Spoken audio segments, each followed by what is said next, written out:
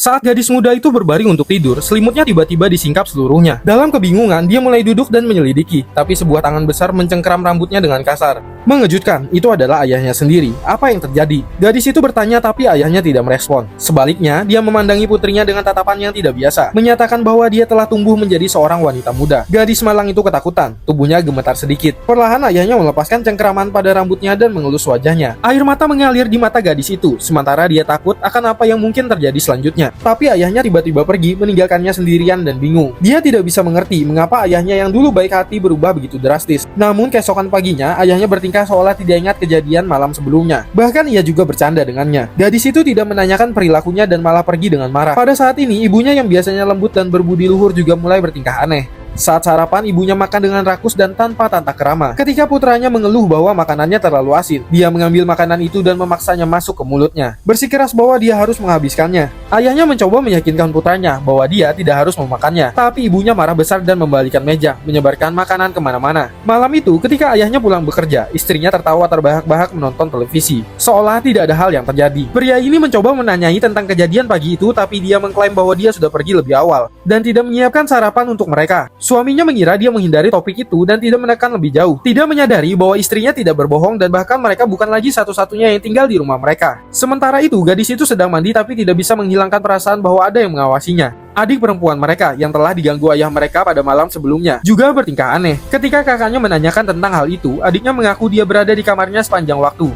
Dia kemudian menarik kakaknya dan memberitahunya tentang ayah mereka yang menarik selimutnya pada malam sebelumnya. Kakaknya tidak mempercayainya dan menyarankan bahwa itu mungkin mimpi buruk. Namun adiknya bersikeras bahwa ibunya juga bertingkah aneh pagi itu. Seolah kedua orang tua mereka kerasukan, kakaknya mulai meragukan. Terutama karena dia telah menyaksikan perilaku aneh ibunya secara langsung. Tiba-tiba ayah mereka masuk ke kamar dengan ekspresi jahat, berkata bahwa kedua gadis itu telah dewasa. Tidak percaya ayah mereka sendiri akan mengatakan hal seperti itu kepada mereka.